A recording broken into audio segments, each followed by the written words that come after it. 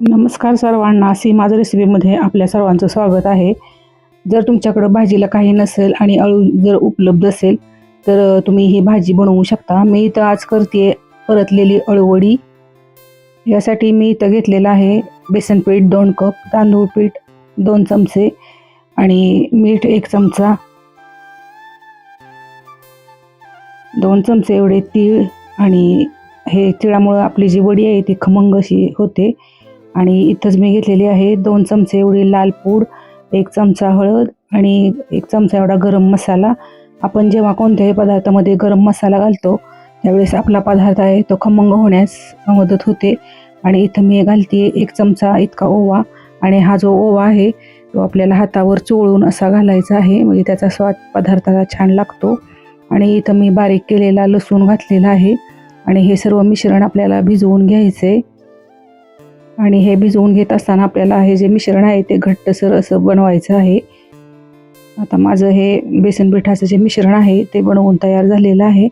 आणि हे छान आपल्याला असं फेटून घ्यायचे की जेणेकरून त्यामध्ये आपण जे मसाले घातलेले आहेत ते छान मिक्स होतील. जेव्हा आपण अळूवडी बनवतो त्यामध्ये आपण जेव्हा लसूण घालतो त्यावेळेस त्या लसणाचा स्वादही त्या पदार्थाला छान असा येतो. इथं माझं मिश्रण आहे ते छान असं घट्टसर असं बनवून झालेलं आहे.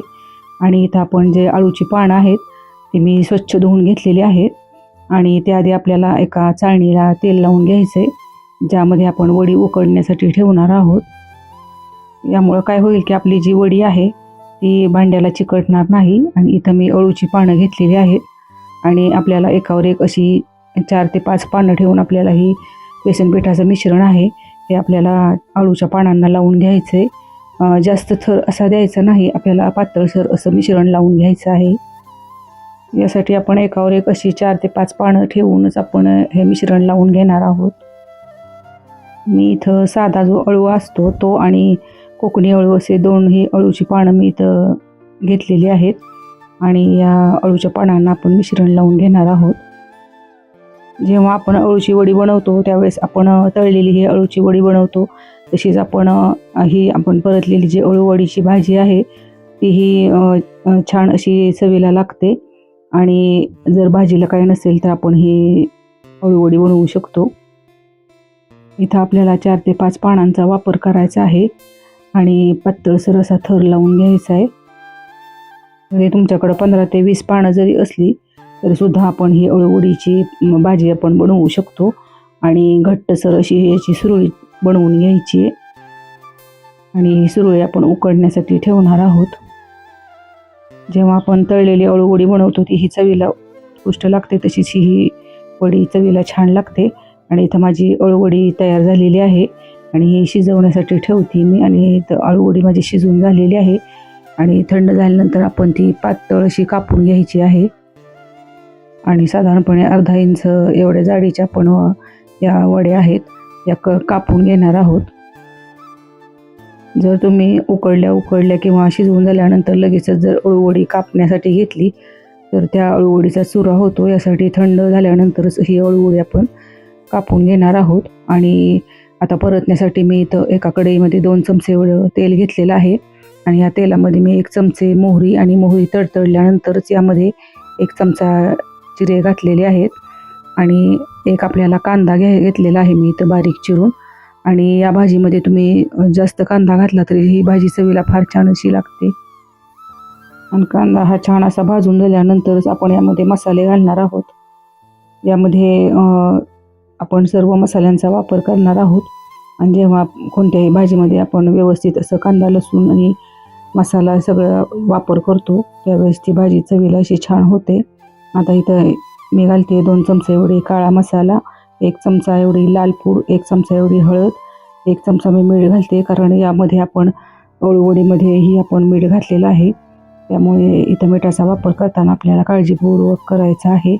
आणि हे सर्व मसाले आपण कांद्यावर परतून झाल्यानंतरच यामध्ये आपण कापून घेतलेली जी अळूवडी आहे ती घालणार आहोत. आणि अळूवडी घातल्यानंतर हे आपण सर्व जे मसाले आणि अळूवडी आहे ती व्यवस्थित अशी परतून घ्यायची आहे. आणि जेणेकरून आपण जे घातलेले मसाले आहेत हे अळूवडीला छान असे लागले जातील. आणि हे जे आपण बनवतोय भाजी ही चवीला छान लागणारी अशी आहे. त्यामुळे भाजीला जेव्हा आपल्याकडं काय नसतं त्यावेळेस आपण सुक्या भाजीचा हा छान असा पर्याय आहे. यामध्येच मी इथं घालते 2 चमचे एवढे लसूण आणि खोबरं आहे, हे मी घालते. आणि लसूण खोबरं घातल्यानंतर आपल्याला हे भाजी जी आहे ती छान अशी परतून घ्यायची. आणि महाराष्ट्रामध्ये जेव्हा आपण भाज्या करतो त्यामध्ये प्रामुख्यानं लसूण आणि खोबऱ्याचा भरपूर असा वापर केला जातो किंवा शेंगदाण्याच्या कुटाचाही वापर भरपूर प्रमाणात असा असतो. तर इथं मी घेतलेला आहे 4 चमचे एवढे जाडसर असं शेंगदाण्याचा कूट आणि हे कूटही यामध्ये घालून घ्यायचे आणि ही भाजी आपल्याला छान अशी परतून घ्यायची. आणि साधारणपणे 5 ते 7 मिनटं झाल्यानंतर आपण यामध्ये चवीसाठी अशी चिमूटभर साखर घालणार आहोत, जेणेकरून या भाजीचा स्वाद आणखीन वाढतो. जेव्हा तुम्ही कोणत्याही भाजीमध्ये शेवटी तुम्ही साखर किंवा गुळाचा वापर करता त्यावेळेस ती भाजी चवीला छान अशी तयार होते. किंवा जर तुमच्या पातळ अशा रस्सा भाजीला जर तवंग येत नसेल तर त्यामध्ये तुम्ही गुळाचा किंवा साखरेचा थोडा वापर केला तर त्या भाजीला छान असा तवंगही येतो. इथं माझी जी भाजी आहे ती परतून झालेली आहे आणि वाफवण्यासाठी आपण थोडा वेळ ती ठेवणार आहोत. आणि वाफल्यानंतर ही भाजी आपली खाण्यासाठी तयार होते आणि चवीला छान लागणारी अशी ही भाजी. कशी वाटली ते सांगा. चॅनलला सबस्क्राईब करा, लाईक करा, शेअर करा आणि कमेंटही करा.